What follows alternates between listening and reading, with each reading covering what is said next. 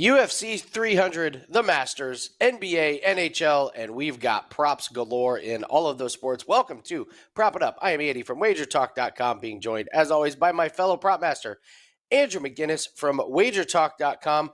We're going to talk a little NBA and NHL just a bit later, but we're down to the end of the season. We're seeing some kind of crazy, wonky results, so we're not going to be real heavy on that. We are going to start off with UFC 300 props, and we're going to I'll go over some Masters props because I think there's some really good value in some of the second round scores you guys can take advantage of today. But Andrew, UFC 300 props. I have the parlay buster of the year coming up here. So, but go over what are your thoughts on UFC 300 here? I'm excited, Andy. I'm excited for the fact that it's not going to be just like one fight you're waiting for all night. All these fights are going to be very intriguing and have a different thing that they bring to them. But one thing about these big events that kind of bother you a little bit as a sports bettor is when you feel like you're on the same bet as, half of the world. And that's one of the plays I have here in the prop market, which would be Bo Nickel to win via submission over Cody Brundage. And the fact of the matter is, I just look at this and you're getting a guy that's laying minus 2,000 and you get that number down to minus 125. Right. And you look at a guy that's supposed to win, should win. And it reminds you what the UFC does. It seems like every single year, there's a new guy that comes in, maybe every 2 years, a new guy that comes in, and they just want to build them up.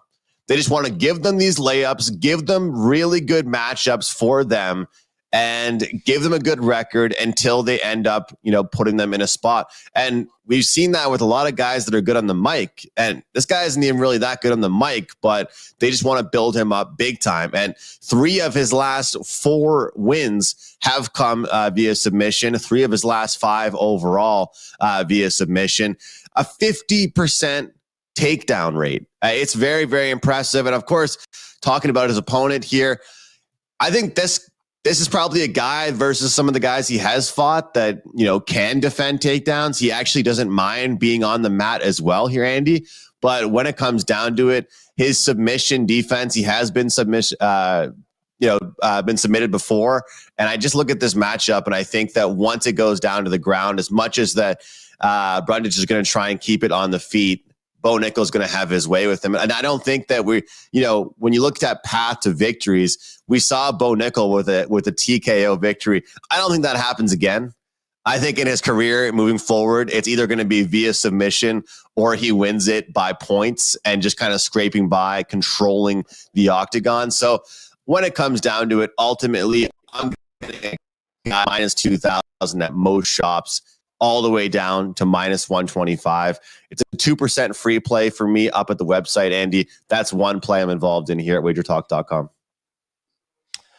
All right, so I've been going through UFC 300, and I've been trying to find, what are the ones that, everyone's going to get smoked on? Because it's a high-profile pay-per-view, and we always know there's a couple parlays that just get wrecked.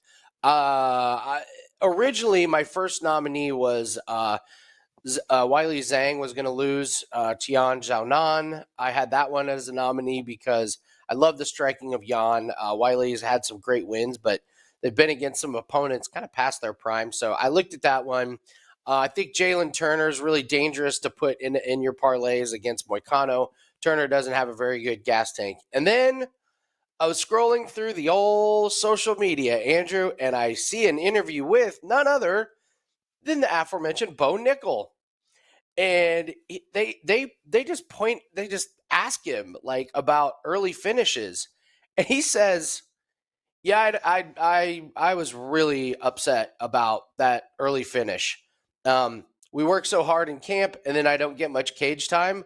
So I would like to see this fight get to the second round. What? You can get this fight to start round 2 at plus 150 right now.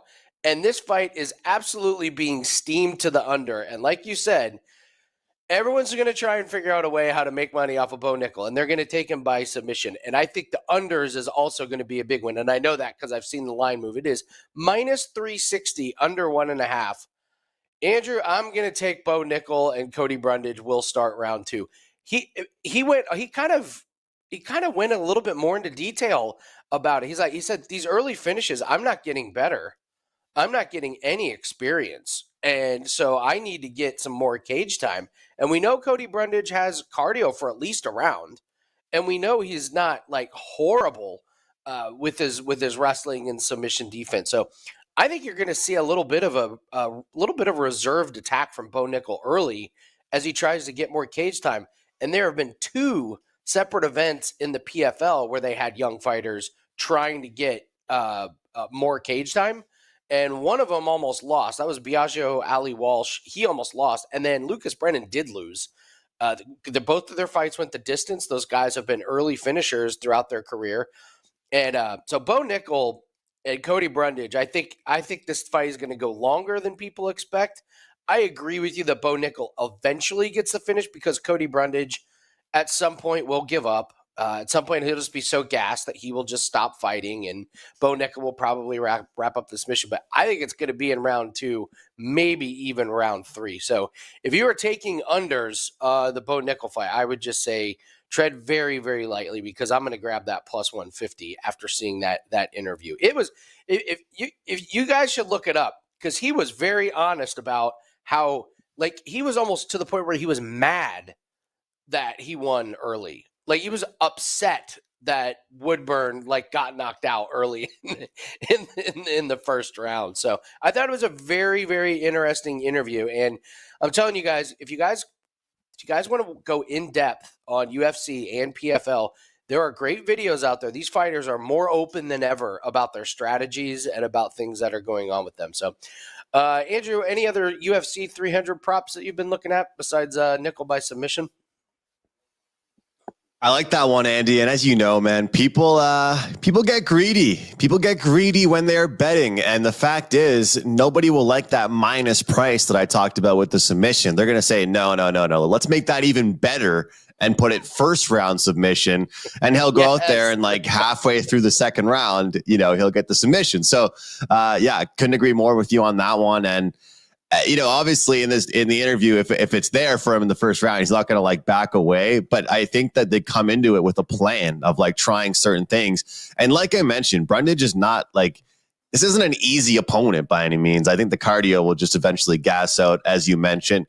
I don't know if this is going to be a contrarian play or not. Andy, you tell me if I'm being contrarian here. But I like the under 4.5 in Gaethje and Holloway. Holloway, obviously moving up in weight a little bit. I think that's quite a bit of a difference. He's going to have that pace. He's going to have that speed. He's going to have that volume that he's always had. But you look at Gaethje and the power, for every 3 or 4 shots that Holloway throws, one power shot from Gaethje, I think is the same amount of damage. And you look at this fight, I think it's not going to get to the ground. They're going to be standing, and these guys land a bunch. I mean, they've got close to like a 47, 48%, striking landing rate on their punches. And when you look at this, you talk about interviews, these guys, they're not planning on a war lasting 5 rounds. Like, especially, and I'm going to be the one to say it because I've heard a lot of people saying it and people saying, oh, you can't take that into your handicapping. $300,000 is the new bonus. I'm sorry, Andy. I had to bring it up. I don't know what you think about this, but I feel like that's going to be in the back of these heads for these guys, even though these two fighters have been around the block for quite some time. I think someone's lights go out. And at the end of the day, I also think if Holloway does win, I think he actually has the ability to do a submission. But I love the price on Gaethje by TKO or KO. I think he can put Holloway's lights out. I think people are going to be really shocked by it. And I think when you move up weight classes against a guy like Gaethje, who's looked absolutely dialed, and let's not forget the leg kicks. This guy has been absolutely steady with that as well. And it's been opening up things a lot more for his striking. So I think that fight most certainly can go under the total, 4.5, not go the distance. Justin Gaethje by TKO by KO. I think it's going to be a tough night for Holloway. And I've noticed in general, judges lately, they're caring a lot more about power and damage than they are caring about volume. Like you've seen so many scorecards over the last few events where you've got a guy with a ton more strikes, but it doesn't matter because that guy's face looks way worse and he took more damage. So they're rewarding the guy that did the damage and not as much the strike. So this to me, Andy, and I don't want to just sound like a fan that's, hoping this happens. I'm looking at this card right now. And besides a few of them, like maybe the Holly Holm and Harrison fight, I think a lot of these go under the total, man. I think we actually see a lot of these fights end early. I think the $300,000 bonus is completely overblown. I could be completely wrong on this one. I can't believe where you would have somebody like, well, I was going to hit him pretty hard, but now that there's 300,000 on that, now I'm really going to hit him hard. Like, it's the UFC 300. Like, I don't know. I don't know how much more motivated do these guys have to be. I mean, it's a nice added feature for them, but I'm not sure it makes a difference in the actual fight. You mentioned one, Holly Holm, Kayla Harrison. Holly Holm to win by decision is plus 500. Oh yeah, absolutely. Andrew, let me ask you something. Do you follow PFL, like even just casually or not at all? Just casually? I'll just turn it on. Like, yeah. Okay, so what do you know about Kayla Harrison? I know that she's being overhyped. I know that she's coming here and everyone has high expectations for her, but I don't think she's going to like put someone's lights out in the first round. You know what I mean? Like looking at some of the fights that she's had, can you say that she's faced competition like Holly Holm in the past? Because that's kind of what I'm looking at here. I think that this is going to be a fighter that's really hyped up, being thrown into the world. I think Holly Holm is excited to be the person that gets to fight her, honestly. Yeah, so Kayla Harrison, I think people like know her from like 3 years ago, and she's not that fighter. She's just not.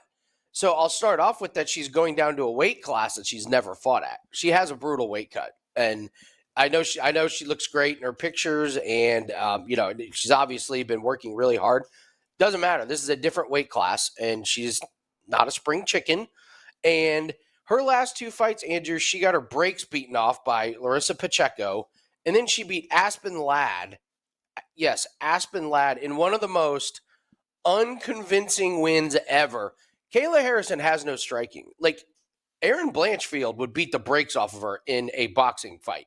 Like, Kayla Harrison has absolutely no striking. And if she cannot get Holly Holm to the ground, it's going to be a classic Holly Holm kick and move, jab and move, kick and move. And I'm not sure Kayla Harrison has the cardio to keep up with Holly, especially not on the feet. If this stays on the feet, it's just going to be a point fight from Holly Holm.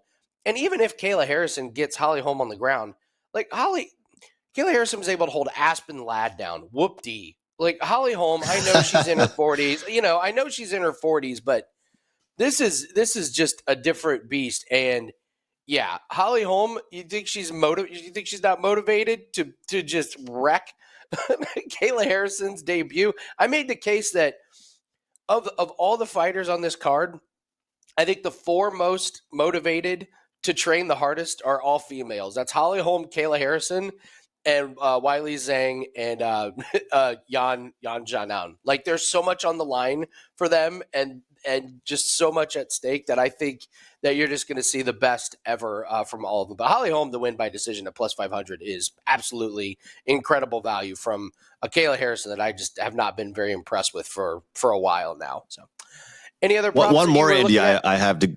Yeah, one more. I have to go to the distance. It's funny because I mentioned about a bunch of them going, ending early on, but I got a couple more to go the distance here. I'm not a big Diego Lopez guy. And I'm not really on his hype train. I think he's been fed some easy opponents. I think he's kind of slipped in some really nice submissions. I'm a big fan of Yusuf here, and I see the plus 275 for Sadiq Yusuf to win by decision. I don't think that Lopez has fought someone that's really had the ability to defend submissions, to defend takedowns. I think this is a match for Lopez. It's going to be a lot more difficult for him. And I feel like this one, Andy, if you had any time If you need to go, get some food, you take a bathroom break, get a beer from the fridge, this is the fight for it. It's not going to be a fun fight to watch, not going to be entertaining, but I think that's what it's all about. Is Yusuf, I think, is going to be able to cause trouble for Lopez and not have those openings like previous opponents have. So again, you look at the money line prices for these guys right now, and we're not trying to get fancy. We're not trying to get greedy here. We're just looking at pathways to victory. And I think that for him, Yusuf by decision at plus 275 is certainly the way to go in this one. For the record, Lopez by submission is plus 300. Lopez by decision is plus 550. So pretty much if this gets to the points, if this gets in the judge's hands, I do agree with the odds makers here that Yusuf gets the job done. Any thoughts on that? Am I just a Lopez hater here? I love Lopez. You and I will just be on different sides of this. I love the upside. In his first fight against Evloev, he almost had Evloev in submissions and like several times. That was his short notice debut. So even though he lost to a beast. And since then, he's, listen, he fought Tucker, who's a can, but he did what he was supposed to do, submitted him in the first round. Sabatini, not a great striker. Lopez flatlined him in the first round. So I like that he's done what he's supposed to do against lesser opponents that have weaknesses. And I'm just not a Yusuf guy. I'm just not. I watched him win the first round against Barboza and then lose 4 straight rounds. His cardio just went away. Yeah, he's got more volume, but at this point in their careers, I think Lopez has more paths to victory in finishes, and I think it's a lot because of the submissions. His submission and grappling game is elite. It's one of the best, not one of the best, but one of the better ones. And he's young and upcoming, and I just like trying to get on board with these guys. Michael Morales is another one that, several fights ago, I was just like, oh, this is a young guy. We need to be betting on him because he's this young and up-and-coming guy who's going to be undervalued. Now, Lopez is going to get checked at some point, and he's going to lose. I don't know if Yusuf is the guy to take him out. I go down Yusuf's record, and it's just not that impressive, at least to me. So you and I will be on different sides. It'll be fun to reconvene and see who's right about that one because I don't think it's a close fight either way. I think Yusuf either pieces him up through volume or Lopez submits him or something. I think it's going to be a pretty convincing way any time. So either way, are you with me, Andy? It's probably not the most exciting one on the card out of the UFC 300. Or there's worse. The exciting part could be the grappling and submission game of Lopez. It is kind of exciting. If he gets Yusuf down, he could absolutely have a lot of fun on the ground. So, but yeah, Yusuf in general is not that exciting of a fighter. Alex Pereira and Jamal Hill, Andrew, could you just take both guys by knockout? Neither of these guys are submitting the other one. And I know Jamal Hill coming off of injury, he ain't got 5-round cardio. Alex Pereira does not have 5-round cardio. I just kind of feel like you could take each guy to win by knockout and you would be in pretty good shape. What's your thoughts on the main event? Yeah, my thoughts are it's not going to be a long one. I think the walkouts to the octagon are going to be the longest part of that whole fight. Again, we don't want to get too fancy here, but for purposes of the show here, I think this fight ends in the second round. I think these guys go out. There's some damage done for both guys in the first round, a little bit of feel out process. They go back to their corners. They get a couple talks. They don't listen to either guy, and they go back out there and just swing. I mean, do you think that anything that Jamal Hill's team has told him in his entire training camp when he's watching film is going to actually take place this Saturday night? He's going to go out there and absolutely brawl. It's going to work or it's really not going to work. And we have seen Pereira get caught before as well, but it's going to be just two guys exchanging shots. Whoever's lights go out first wins, which is why I do think that maybe there could be some damage taken early in the first round, and the second round this fight ends. I'd be shocked, but very entertained if this fight had the ability to actually go a few rounds. But it's interesting. And looking at Jamal Hill's opponents, Andy, do you think that would you describe Pereira as a guy that is durable, or he just doesn't take that many hits? Because, I mean, that little bit of that kind of counter strike that Izzy got on him didn't even seem like it was that heavy. I mean, it was just clean and accurate. Do you consider him durable, or he's just not really hit very often? Yeah, he's just not hit that often. But I don't think Jamal Hill he had Achilles surgery like 9 months Yeah. ago. I don't believe he's got the power. I don't believe he's got the cardio. And those twiggy little legs of his are going to get gnarled up in the first round. Alex Pereira is going to throw. I was actually talking to Kyle Anthony yesterday, and Kyle was telling me he was at the Pereira Yuri fight, and he was like sitting pretty close. And he was like, when Alex Pereira hit Yuri with those first 3 leg kicks, he was like, the sound was just this gigantic thud. And he's like, live, you could just see Yuri was done. And he was like, the person I was sitting next to, we were just like, oh my God, Yuri's done. Like, he's switching stances. His leg's already damaged. And Achilles injury, Jamal Hill doesn't have great footwork, and he's got these tiny little legs anyways. I think Pereira eats up the legs. So, yeah, I mean, he's got to avoid the big shot, but if he doesn't, he doesn't let people get in. He's going to sleep. No. If people can't get in close. Yeah, absolutely. Their legs get kicked. Their legs get kicked. They can't get in close to Pereira. Their legs just keep getting kicked. Yep. So those are some props for UFC 300. I'll touch on Masters here for just a bit. The wind is going to get worse as the day goes on today. I would look strongly at some overs on the round 2 scores. A lot of these are at 72.5, which means if they shoot even par, that goes under. If they shoot +1, they go over, and the course is drying out and the wind is picking up. It's going to be 25, 30 mile an hour gusts by the end of the day. I think it's going to play pretty tough. If we're looking at Tiger Woods tees off like literally just a little bit, and they got him at 73.5. I think he shoots 2 over. There's a couple guys that really struggled, like Brian Harmon.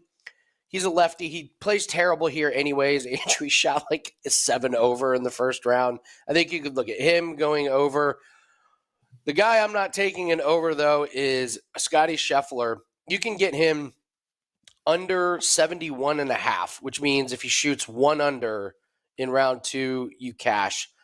I think he's too good. His tee to green is too good. His putting has been good, and then he holes out from a bunker, and he's -6. I mean, even if he shoots 4 shots worse than he did yesterday, he cashes this ticket for you. So nobody's playing better right now than Scotty Scheffler. I know Bryson has the lead, but I don't trust Bryson for a while. So I think Scheffler under 71.5 for his round 2 score is a fantastic prop on the Masters. So let's jump into a little bit of NHL and NBA. AJ, I'll just be honest. I can't wrap my head around the last few games of the season, so I will be sitting out NBA and NHL myself personally. There are some props that I like. I just can't get to the window on them. So let's jump to NHL. I don't know. What are your thoughts here as we're closing out the season, and any plays that you like for today? Yeah, so I mean, I've been talking a lot on puck time, and we'll talk today about a lot of these times. You really, my sides and total bets have been a lot on the teams that are out of the playoffs already. I feel like I've had a good read on which teams are stepping up, which teams are packing it in. But from a prop perspective, I think you really want to be focusing in for the most part on the teams that are in a playoff position, because the teams that aren't, it seems to be a different guy scoring and a different guy contributing every night. You're better off taking unders on those guys. But again, I mean, Sidney Crosby right now, Erik Karlsson, you've got Alexander Ovechkin, Dylan Strome. You've got all the big guys scoring constantly. Matt Barzal, Bo Horvat, all those guys, what they have in common is they're competing for the final spot in the Eastern Conference. And that old saying of big time players make big time plays, it becomes very true when you're logging 3 or 4 minutes more of ice time than you have through the entire regular season. I don't think the fourth line played in the entire third period yesterday for the Pittsburgh Penguins. They played the Detroit Red Wings. Same thing goes for the Red Wings. So what that does, Andy, is just completely add time to the second and first line if you eliminate the fourth line. Coaches don't care about equal play time. They don't care about the fourth liners. They want to get the job done. They want to win, which is good if you're a fan of the prop betting market. But also, what we're seeing right now are how important the power plays have been. You know, looking at a guy like Jake Gensel, the addition at the trade deadline, hopping off the LTIR, making an immediate impact for the Carolina Hurricanes. We know his price is not strong for him to record a point, for him to get an assist, for him to score a goal. It's not even that intriguing. But for him to get a power play point, which he's done in 7 of the last 10 games he's suited up in, I feel like it's a really good bet to make here. And you look at where he is on the team here. He's a starting left wing on the top line there, but the power play, Gensel, Aho, Teravainen, Burns, and Jarvis, he's pretty much that guy in the bumper slot that just has the green light to shoot. Like, he is that guy.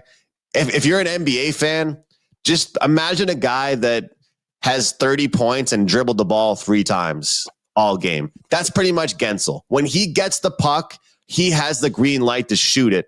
And I love the price here. You can shop around plus 120, 130. I saw some 140s on this guy to get a power play point. So that's really where I've been looking here, Andy. And what's exciting is so many people are looking at these games. You know how people want to bet the big games, right, Andy? And that this game is important, so I have to bet it. And I think in those games, you're actually more so looking at props. Like yesterday, I didn't end up betting on the Penguins game, but if I was going to, it would have been something on Carlson or something on Crosby. Because whether or not they won or not, those 2 guys were probably going to do something in that game. And Carlson got the game-winning goal. Sidney Crosby got 2 points. So kind of just keeping it simple with the star players. And as far as my sides and totals, I've probably been involved in more Coyotes and Sharks and Ducks games than I have been all season long. Love it. Yeah, there's some NHL props. If we're looking at points, not a lot of great ones. I mean, like there's a bunch of St. Louis guys that have points in a row, like Buchnevich and Robert Thomas and some of those guys, and they're really juiced to the over, but they've really been doing it against bad teams. I mean, their last 3 opponents are Chicago, Anaheim, San Jose. So, I mean, Andrew, you and I might be able to go on a little bit of a run on points against those teams. So, you know what I mean? So, I mean, who are they playing? Carolina now? So, I would be very, very terrified to take it over if you're looking at St. Louis Blues guys, even though they've been on streaks. In fact, you can get all those guys at plus money. And, I mean, Edge, if this game's like a 2-1, 3-1 Carolina win, oh, you're sitting pretty with all those St. Louis players with plus money to go under points. Shots on goal. Here's another great one. All of these Arizona guys, Sean Dursey, Dylan Gunther, like these guys have gone over, and then they face Edmonton tonight, who do not give up a lot of shots on goal. So if you're looking at current form, it's leading you down the road of some of these other guys, but I would be very, very cautious about playing guys on the St. Louis Blues, on the Arizona Coyotes, even though they've been hitting. And I listen to Lawson Krause burned me. He was crushing his over 1.5 shots on goal. I played him again the other night, and he had 0, and it was against a tough opponent. So I was like, okay, step up in competition, and then there you go. You don't get those. So Edmonton tonight, I think you might be looking at. Power play point. Kaprizov. I know he's got a pretty tough matchup. Guy's like money on the power play. He's gone over 4 in a row, and you can get that at plus money. I mean, he's on that Minnesota Wild team on the power play. You could take his shots on goal just on the power play. He's the one that is just you know what I mean? Like, of his shots on goal, a lot of them come on the power play. They just set him up. He plays basically the whole time. So a power play point at plus money would be Kaprizov. And then don't you have to look at Edmonton over power play points? Like Draisaitl's plus 115 tonight. Even Zach Hyman's plus 180 tonight. I'm sure you could do Connor McDavid at a pretty decent one against this Arizona Coyotes team. I mean, Edmonton is just absolutely rolling in the last 3 games. So power play points on the Edmonton guys and Kaprizov tonight, and then unders on the St. Louis Blues guys and the Arizona Coyotes. That would be the way that I would look at the NHL games tonight. Anything else in NHL?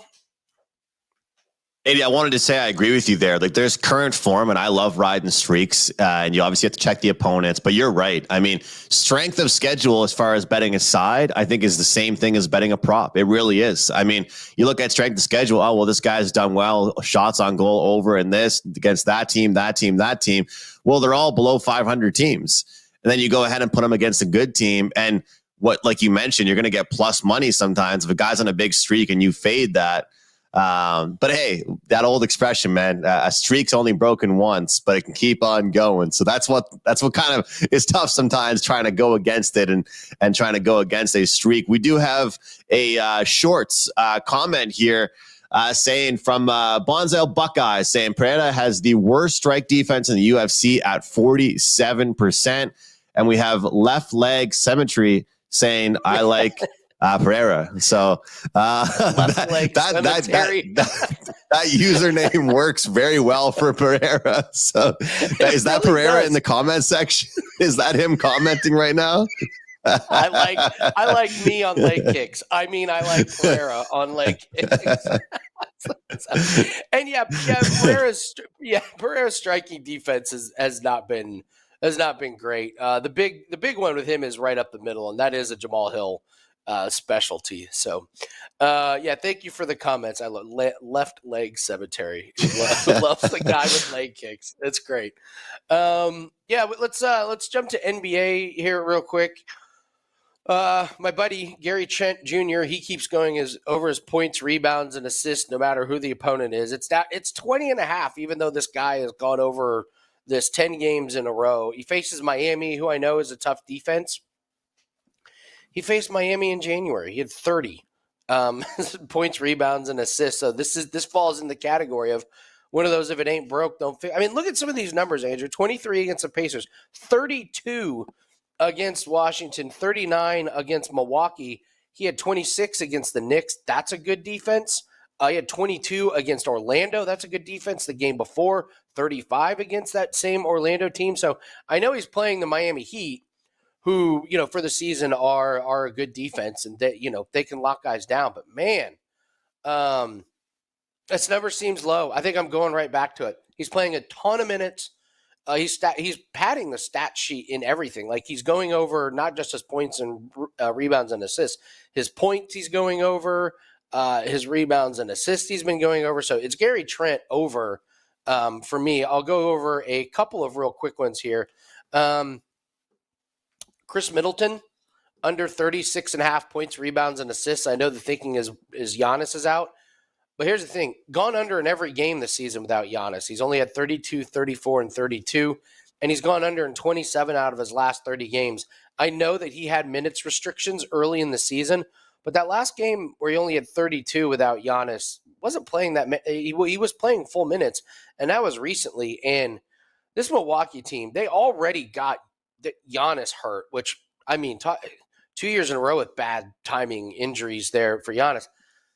I'm not really sure how much Milwaukee wants to push the aggression, I guess, towards the end of the season as it's winding down. You already got Giannis hobbled around. Why would you be trying to rely on Middleton at the end of the regular season when he's not exactly shown the most durability in the world? So I like Chris Middleton under 36.5 points, rebounds, and assists.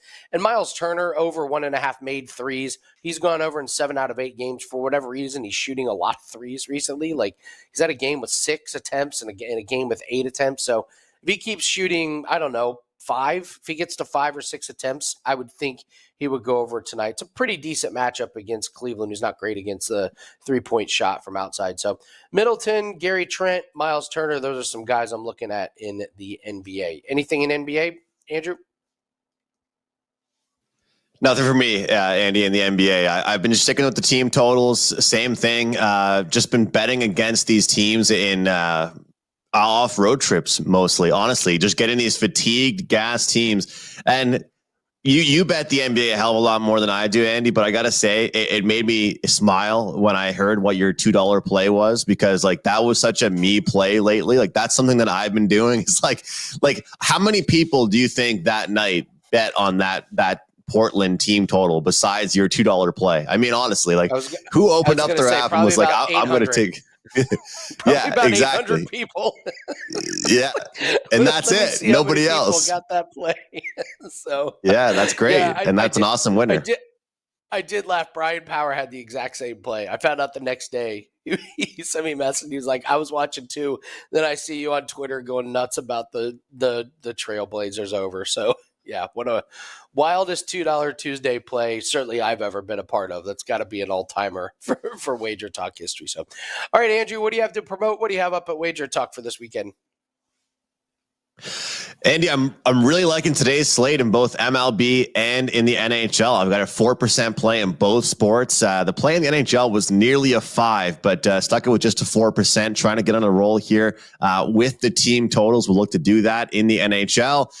Tomorrow is going to be a UFC pack. We're not going too crazy, just 3 plays. It's looking like you can get that in one package. But I think the best thing to do right now is to grab a 3-day package. If you're interested in my NHL stuff, the best thing you can do is get the 188 special. That'll give you the rest of the regular season plus the entire playoffs. But right now, I'm very active. You know, we got some fighters that are active, Andy. I'm active in a ton of sports. And being active is great because I'm not high volume in all those sports. We're just picking away in all of them. And I do have one MLB play to give up before we end up the show as well. But what do you have going this weekend?